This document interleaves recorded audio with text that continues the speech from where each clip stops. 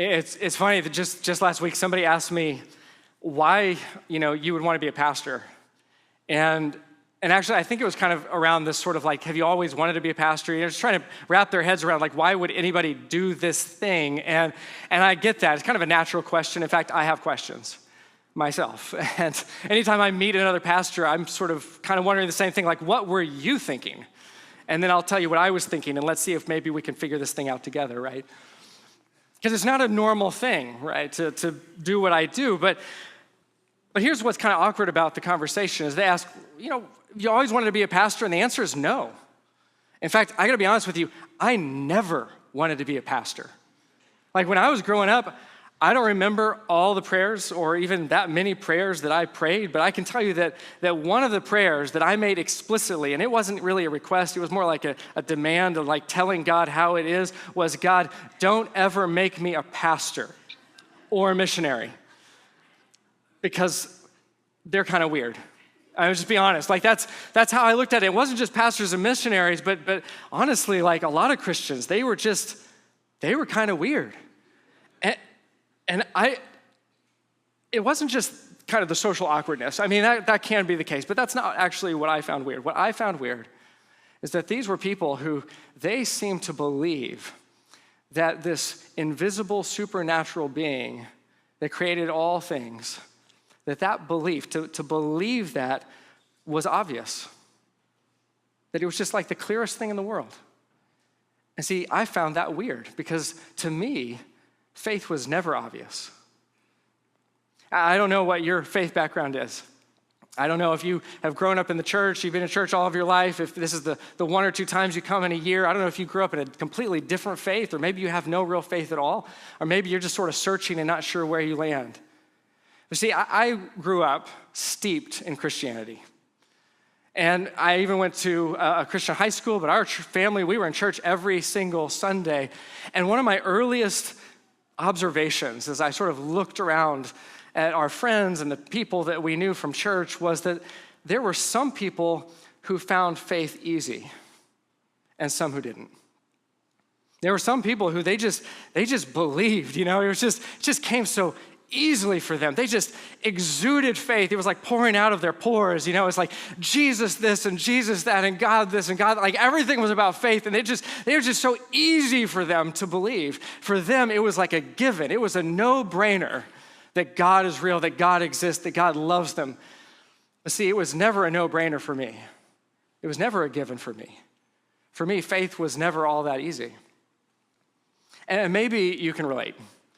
Maybe you're here this morning, and for you, even on Easter morning, if you're really honest, you're not sure what you really believe. Maybe for you, you're not sure what you believe about God. You're not sure if you believe God exists at all. Or maybe you're on the flip side where faith has just come easy for you. I am thrilled for you. But can we just be really honest for just a few moments, if that's all right? Like, let's take off our Christian hat, if you will, and let's just look at what we believe. Like, what do we say we believe? And let's just consider whether this is obvious, that there is a supernatural, invisible being, God. And it's not just that we believe in God, but we believe in God in three persons, Father, Son, and Spirit. And that God created the whole of the world, the whole of the universe. He created all of us in his image, but then something went desperately wrong within each of us. This sin enters into the world. And so the Father, the Son, and the Spirit, they conspire, and the Son says, I'm gonna go rescue them. And so Jesus comes to earth, and he becomes flesh, like he takes on flesh, he becomes human, he becomes one of us. He dies on the cross for our sins, rises to life, and then goes and ascends to the Father, where he stays today as we wait for him to return with his kingdom for 1,000 years that then moves into eternity. What is obvious about that? I mean, really? See, why would we ever assume that faith should be easy? Why should we be surprised that for some of us, faith is hard? I realize it might seem a little bit strange on Easter morning of all mornings to talk about how unbelievable our faith is. But see, when you read the Easter story, what you find is that it is full of people who struggle to believe. Because this idea of a person, Jesus, coming back from the dead was just as incredible to them as it would be for us today. See, one of the misconceptions about ancient peoples is that they were kind of naive. Right? They were kind of supernatural and superstitious, and they would just believe anything, including that somebody rose from the dead. Like that would just be the easiest thing in the world for them to accept. But the reality is that that's not true. And there's a couple of reasons why we think that and why it's wrong. One is that we suffer from what I call historical bigotry. Right? So we think that we are the apex of human enlightenment. We think that we've got it all figured out. We're sophisticated. We understand, not like those people who lived a long time ago. They were kind of dumb and stupid and naive, and they didn't really understand things. I mean, we clearly have it all figured out today. I mean, Socrates, Plato, Aristotle, Confucius, Pythagoras, those guys had nothing on Mr. Beast and Joe Rogan, right? I mean, clearly we are at the apex of human intelligence and enlightenment, right? So first of all, we have historical bigotry. But secondly, if you actually go and study the ancient world, what you find is that while there were a lot of ancient beliefs, pagan beliefs around the afterlife, and they didn't all agree, and some of them would strike us as kind of strange and weird, what none of them held was that someone could rise physically from the dead. Not one. They would argue over all sorts of things and have different beliefs about what happens in life after death. But what none of those beliefs, none of those religions, those pagan religions held, was that someone could rise physically from the dead. And even in Judaism, this was only held by certain facets, certain sects within Judaism. So there were those in the Jewish faith who believed in a physical resurrection, but they only believed in a physical resurrection at the end of days. So the idea that a single person would raise to life in this life, glorified essentially for eternity, like that did not compute. That was not part of their vision. That was not part of their understanding.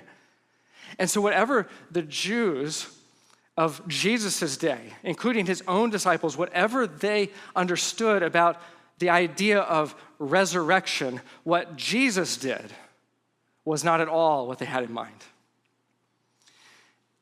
And you can see that in the story. You see that in the accounts. That when Jesus rises from the dead, he first appears to Mary, and Mary is gone. Why? Because she thinks he's dead. Like, she's not standing outside the tomb going, all right, it's day 3, where's Jesus? Like, she's not expecting this. He's even tried to clue them in along the way, and she still doesn't get it. No one does. So she's standing there, then she sees Jesus, and it even takes a little while for it to compute. She's like, wait a minute, who are you? Oh, it's Jesus. And then she believes, like Jesus has to be standing right in front of her. And then she believes. And so what does she do? She runs and tells the disciples. And they're not like, well, of course, this is what we expected all along. No, they don't believe her. They're like, that's crazy. There's no way, that's not possible. They do not believe that Jesus has risen from the dead until Jesus shows up in the room. And then they kind of had to believe, right? It'd be awkward if they didn't. I mean, he's standing right there.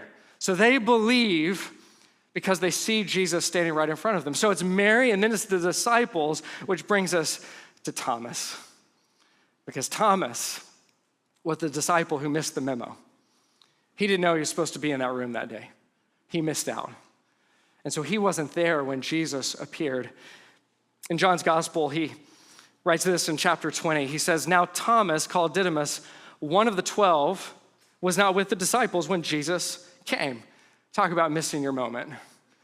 I mean, have you ever missed out on something and everybody else let you hear about it later? Right? You weren't there at the place with the thing with the guy and everybody talked about it forever. You know, whether it was the party or the concert or the sporting event, and you could have been there and you weren't.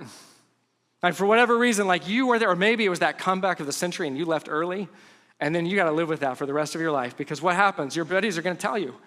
They're going to never let you live it down. You could have been there and you weren't there, and they will relive it and relive it and relive it, and they will rub it in, right? And see, Thomas, he's not there. Thomas isn't there. Right? He misses the moment. I mean, here's the not so recently dead Jesus now appearing alive, and he wasn't there. Presumably, he could have been. We don't know. But presumably, he could have been. I don't know if he had anything better to do. I don't know why he wasn't there. Maybe he had decided that he needed a new career path, right? The whole disciples thing didn't work out, needed to plot a new future. Or maybe he was just depressed and in hiding. But for whatever reason, Thomas isn't there. And so the disciples, his buddies, what do they have to do? They have to let him know what he's missed. So the other disciples told him, "We have seen the Lord." But he said to them, "Unless I see the nail marks in his hands and put my finger where the nails were and put my hands into his side, I will not believe it." I love Thomas. Man, I get Thomas. I resonate with Thomas. And when you read the Gospel of John, Thomas is like that. He's like the pessimistic, kind of snarky disciple. He's the one who says what everybody's thinking and is too polite to say out loud. Right? Thomas says what, if you were in his shoes, you would be thinking, but you would never verbalize. Really? Jesus is alive? I mean, the whole tone is sort of like, you guys are morons, right? I'm not believing this. Unless he appears and I put my hands in where the nails were and my hand in his side, like, I'm not going to believe. See, he wants concrete proof, not even just visual proof. He wants tactile proof. He wants to put his hands on Jesus. He wants to know he's not a ghost, he's not a vision, like he's there. Here's the nail marks, here's the side. He wants proof. And what I find interesting, though, is that Thomas doesn't believe the disciples. I mean, the disciples, when Mary came, I mean, this was one person. But here's, 10 other disciples coming to him, and these are his guys. And this is his crew, this is his posse. They've been following Jesus together for 3 years, and they have seen things together. They've seen Jesus walk on water. They've seen him cast out demons. They've seen him heal the blind. They've seen him heal the sick and feed the multitudes. They even saw him raise Lazarus from the dead. But here, they come and say Jesus is alive. And see, for Thomas, that is a leap of faith too far. He just can't go there. When I was probably, 11 or 12 years old, I went out to the mailbox to get the mail.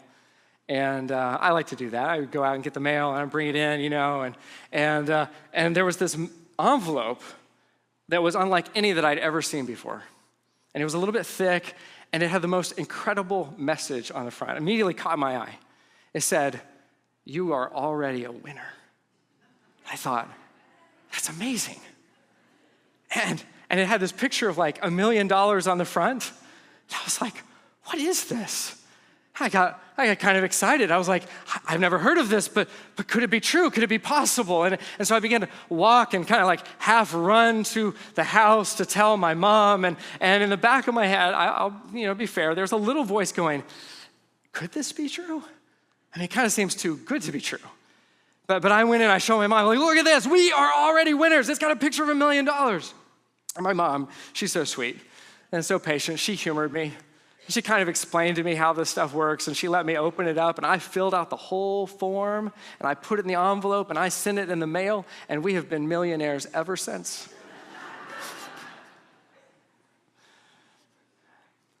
See, something that life teaches you pretty early on is that if something seems too good to be true, it probably is. I think one of the struggles that we have with faith to believe is because if you really think about it, it seems too good to be true. It sounds like a fairy tale. It sounds like a story that you find on Disney or something, right? It's something that it's just not possible that there is a God who loves us like this and would sacrifice so much for us.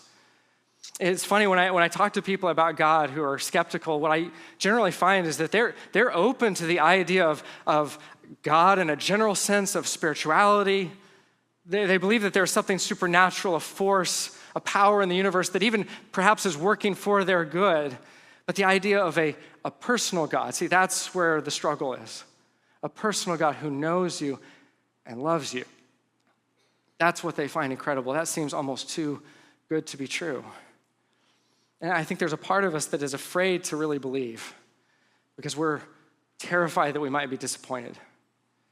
If we were really to believe that all that God says is true, would we end up like that little 11-year-old boy who thought he was going to be a millionaire?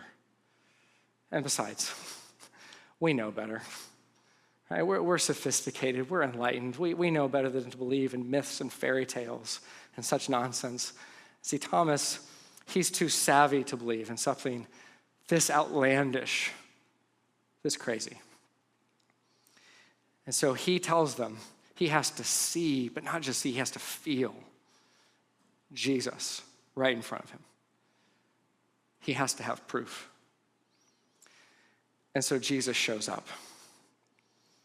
A week later, verse 26, his disciples were in the house again, and Thomas was with them.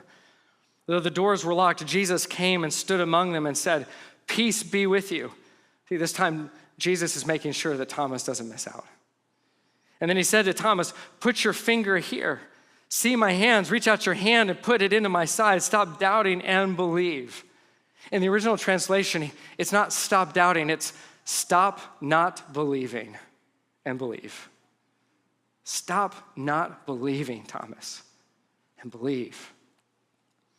Thomas said to him, "My Lord and my God." See, Thomas doesn't even need to touch him in that moment. Like when Jesus shows up and he sees him in the flesh, he sees there's risen Lord. In that moment, he's not like, "Hey, can I touch you, like your hands and your feet?" Like that just gets a little bit awkward because this is the risen Lord standing in front of you. Like that seems a little forward, right? You just say, "Oh, my Lord and my God." Like if King Charles shows up at your house and you're not going to be like, "Can I run my fingers through your hair?" Right? It's just, there's personal boundaries, right? There's just an awkwardness here. See, Thomas doesn't need any more than what he sees when Jesus appears before him. He knows, "My Lord and my God." And then Jesus told him, "Because you have seen me, you have believed. Blessed are those who have not seen and yet have believed." Years ago, when I was a freshman in college, someone gave me this book that claimed to have just concrete, conclusive evidence and proofs for not only the existence of God, but also that Jesus lived and he died and he rose again. And I read this book in amazement. I mean, here was all of this evidence and all of these proofs and arguments and historical evidence. And I thought, this is amazing. I have to show all of my friends. And so I went to all of my non-believing friends and I took this book with them and I began to show them passages and I would read sections to them. I wanted them to see all the proofs and all of the evidence. And would you believe it? They did not care. Not even slightly. Not even remotely were they interested. Now I could read it to them, they were listening, but it didn't mean anything to them. And I thought, why? I mean, here's the proof, here's the evidence. Like, why wouldn't you believe? It's on the page, you can see it. It's telling you, but they did not care. They were totally unconvinced because they had no real interest in the proofs or the evidence. And what I came to understand that I couldn't have known in that moment was that as a society, there was a seismic shift happening within all of Western civilization. That we were moving around those years in the early 2000s from a modern mindset to a postmodern mindset. And what that means real simply is that in postmodernism, there was a skepticism, a heightened skepticism, not about the existence of truth, but our ability to know truth.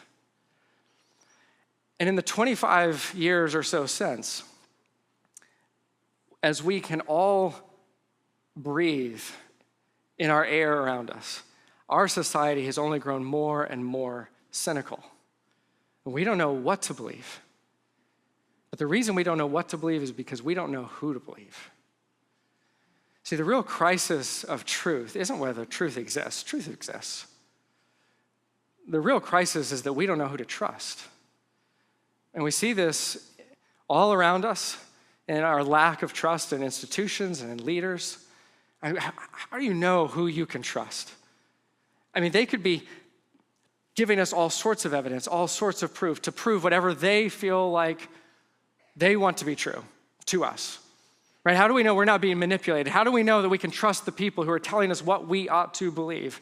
See, the real crisis isn't whether truth exists. The real question is, who do you trust? Who can you trust? Who should you trust? One person, I'll tell you, that I trust is my mechanic. We've had a lot of experience together. way too much. So much experience. In fact, I'm pretty sure that someday he will retire and he will have a sailboat and it will be dubbed the Rogers, in honor of all the contributions that we've made over the years to his future retirement. Like we were just handing him money. But he's a great guy, and I trust him as my mechanic. And so a couple of years ago, we were driving on one of our epic road trips. And if you don't know us, I'll tell you that every summer, we don't have family here. We have family a long way from here. And so every summer, we drive from New Jersey, drive to Florida, Panhandle, Florida. And then we drive from Panhandle, Florida to Arkansas. And then we drive from Arkansas back to New Jersey. So about 2,500-ish miles round trip. And it is so fun. I mean, more time in the car, it's just the best. But a couple of years ago, we were driving and we got down, I want to say it was in Alabama somewhere, so not close to home. And I had finished driving, got gas in the car, I'm sitting in the passenger seat, and Carrie is taking a shift, and as she begins to accelerate, probably around 40, 50 miles an hour, I've noticed that the car begins to, and then it evens out, and I thought, has it been doing this for a while? And so there was another moment later where we had to slow down and accelerate, and it did it again, and I thought, that does not feel good. And so I got on my phone, of course, and I began to Google, shutter in vehicle at these miles per hour, not using brakes. You know, like what could this be? And I found all this list, terrifying, of all the things that it could be. Keep in mind, we're like, I don't know, 1,000 miles from home at this point. And so I'm wondering, like, are we gonna make it? So I called my mechanic. I basically have him on speed dial anyway. And I began to describe to him the symptoms of the car, like what is happening right here? And he said, well, I don't know for sure, but I think, obviously without being able to actually see your car, because I'm in New Jersey and you're in Alabama, but I think what's happening is it has to do with your engine mount. And I said, all I really need to know is, can we make it? Like, just tell me, like, are we gonna end up broken down on the side of the road? And he said, I think you're gonna make it. Based on what you're telling me, I think you're gonna be okay. And so I trusted my mechanic. And we made it, sure enough, all the way home. And I took it in to get it serviced, get it repaired, and sure enough, it was an issue with the engine mount, and I made another deposit on his sailboat. And I trusted him. See, you have to trust someone in that type of situation. Like, I'm not a mechanic, and if my car was gonna get fixed, I had to believe someone. I mean, I could have believed everything that Google told me, but it had a whole lot of different things. I didn't know which one to believe. I could have gone for a second opinion, right? Gone to a different mechanic. I could have stopped in Alabama and gone to a different mechanic, but at some point, I had to believe someone. I have to trust someone if I want my car to get fixed. And what's true with your car is true with life. That if you want to answer the big questions in life, you have to believe someone. You can't figure it out on your own. You might like to think that you're figuring it out on your own, but the reality is you're listening to somebody, you're believing someone, you're trusting someone. You have to believe someone. It was a couple of years ago that it became kind of trendy, and you might have seen this on social media. There were a lot of different people posting, now ex-Christians, former Christians, posting about how they had deconstructed their faith. This became like this trendy, cool thing to deconstruct your faith. And what they were sharing is that they had come to a point of crisis, and so they were now questioning everything that they'd been taught, questioning everything that they had believed before, and they were doing this deconstruction to understand, like, is it really true, is it not true? And to hear them tell it, that they were becoming unshackled from the doctrines of Christianity. Like that before it had held them captive, but now they were free. They were independent thinkers. They had free minds. And I would read these stories, and I understand where they were coming from, but the reality is that their minds were not any more free. They were just believing someone new. Can I tell you that I was deconstructing my faith long before it was cool. That's what you do when faith doesn't come easy to you. You ask lots of questions. And what I realized is, in my own journey, is that I had to believe someone. If I wanted to answer the big questions about who I was and what the world is about, what it means to be human, I had to believe someone. I couldn't just figure this up out of thin air. I couldn't just reason it out of nothing. I had to believe. I had to listen to someone. It's not up for debate. There's no escaping it. You are going to listen to someone in your life. It might be a parent or a teacher or a social media star, an influencer or a political leader, religious leader, thought leader, or some combination thereof, but you are going to listen to someone. You can't escape it. You have to believe someone. And what I came to decide, once I realized I had to believe someone, was that if I had to believe someone, I wanted to believe somebody, I wanted to trust somebody who knew me really, really well. Like they have to know me so well as I know myself. And they have to know both the good and the bad of who I am, and they had to know also what I needed to become the best version of myself. Like this is what I needed if I was gonna believe someone and trust someone. And see, the reason that I chose to believe what God said about me is because when I went to the scriptures, and what I continue to find when I look at the scriptures, is that his word knows me better than I know myself. That what he says about me and about the realities of my inner world, what the scriptures say about our world, what it says about humanity, that all of it rings true. Truer than anything I've ever read anywhere else, any other philosophy, any other religion, any other theory, this rings true. And see, what God tells us about ourselves is that he created us. That he created us in his image, that we were created for greatness, to look like him, to image him, that we were created for love and connection, a love that doesn't fail, a love without end, that we were created for deep meaning and purpose in our lives. And when I looked at myself, I thought, that's true. I know all of that is true of me. I want all of that. I want love. I want meaning. I want purpose. And I feel like God has created me for something. Like all of this rings true. But not only that, but it also told me the bad news. Because what God also says about us is that there is something desperately wrong inside of us. That there is this reality of sin that has broken us at the very deepest levels. And it is such a disease that we can't heal ourselves. We can't mend ourselves. And again, I looked at the world and I thought, that's true. I mean, how often do we keep trying to fix the world? And we keep trying to fix ourselves and realizing that the greatest problems in the world actually stem from what's inside of us, and yet we can't seem to fix us. Why would we think that we could fix the world? And so I looked at the world and said, yeah, what I see in Scripture, that's exactly what I see in the world. This rings true. And see, if it's true that we can't heal and mend ourselves, then we need a solution.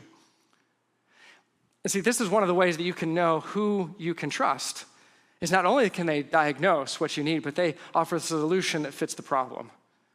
See, my mechanic, he doesn't just diagnose the problem. Like that would be one reason to trust him, but it's when he solves the problem, that's when I know he's my guy. And see, Jesus is the solution. He's the perfect solution that God provides when we can't heal ourselves, when we can't mend ourselves. That God says, look, you can't do it, I will do it for you. So Jesus is the solution that we desperately need. And it's through his death that he overcomes the power of sin in our lives. And it's through his resurrection that we have the hope of a future and a life that we were made for. See, Jesus, he is the one who takes our story that seems too good to be true and he makes it reality.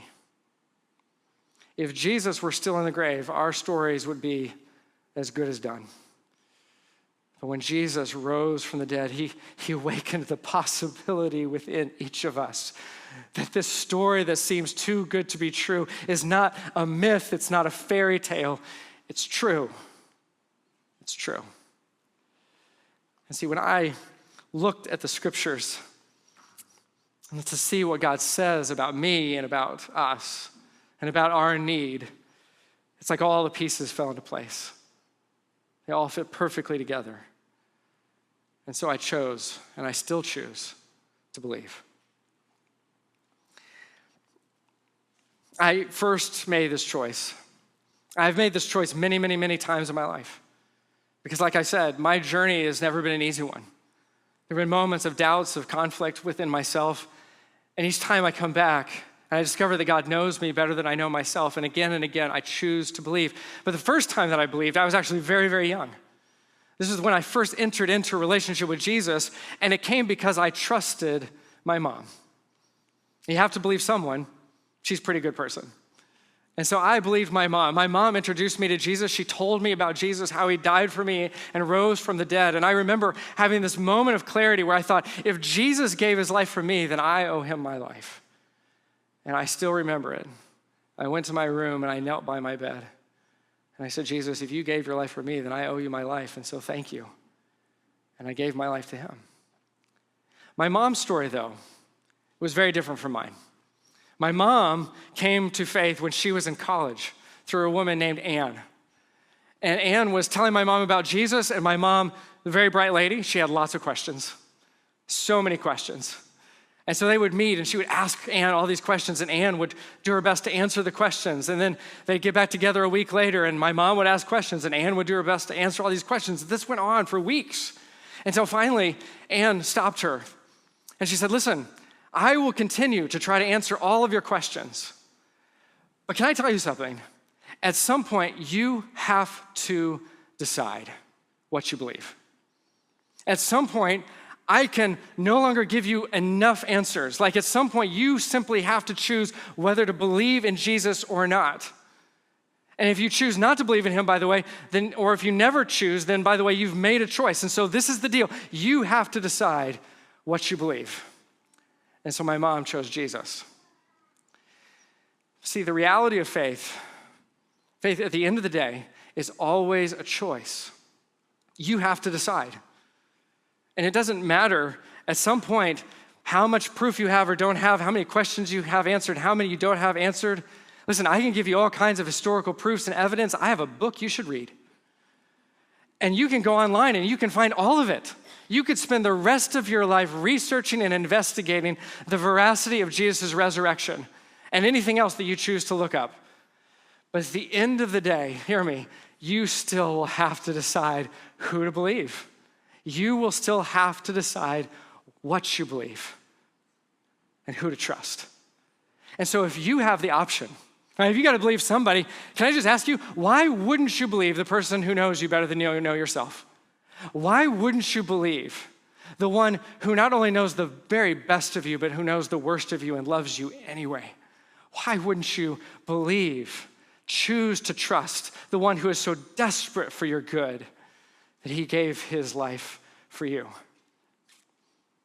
See, I don't know where you are in your faith journey. And maybe you've been dancing around with God for a long time. Maybe you've been on the fence. Maybe you've been making all kinds of excuses. And it is time for you to stop not believing and to believe what God says about you. To stop not believing and believe. He created you and he loves you. You're made in his image. He created you for greatness and he loves you more than you can possibly imagine. And Jesus is the hero that you need in your story to rescue you from sin and death. That it's time to stop not believing and to believe that your story was made to have a happy ending. I love that Jesus, and he's talking to Thomas, he says, blessed are those who have not seen and yet have believed.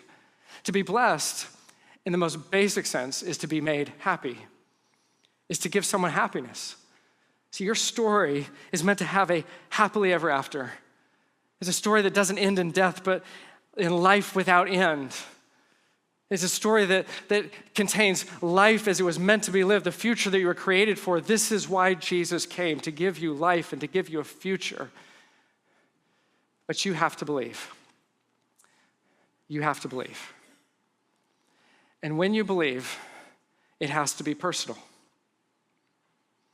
See, Thomas, in his confession, he doesn't just say, Jesus, you're the Lord and you're the God. He says, you're my Lord and you're my God. See, for faith to change you, it has to be personal. It's not enough just to believe that God exists and he's omniscient, he knows everything. You have to believe that he knows you and that he loves you. Not just that he loves everyone, he loves you. And it's not enough to believe that Jesus died. You have to believe that he died and he rose again for you. Your faith has to be personal for it to change you, because Jesus is not inviting you into a religion. He's inviting you into a relationship.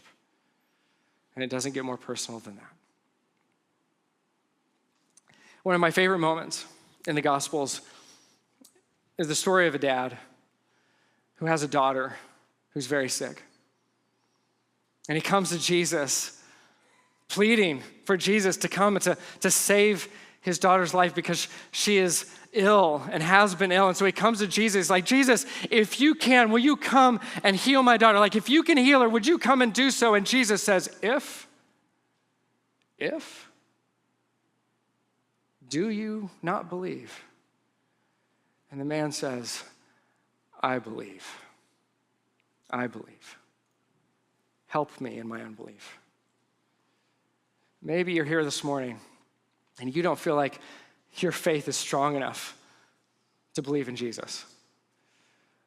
I want you to understand that it's not about how strong your faith is. It's about choosing to believe. Choosing to believe is your act of faith. Jesus isn't waiting for you to impress him with how well and how strongly you believe. He's waiting for you to choose him. And if you're here this morning and you have never made that decision to stop not believing and to believe, I want to invite you right now.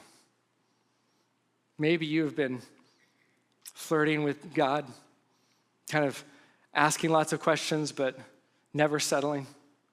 You've always got more. Maybe there's always been something that's preventing you from actually choosing to believe. Right now, you can change your future. Right now, you can step from death into life simply by choosing to believe. Would you all just bow your heads with me? Close your eyes. And as we're all just quiet before God right now, heads bowed, eyes closed, this is just a moment for you to consider whether you have made that decision to believe. And if you are ready to enter into a relationship with Jesus, right now I want to invite you. I want you to tell Jesus, I choose to believe. I choose to believe. I believe.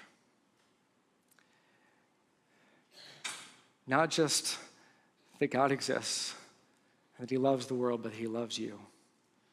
Not just that Jesus died, but he died for you. Not just that there is a future out there, but there is a future for you.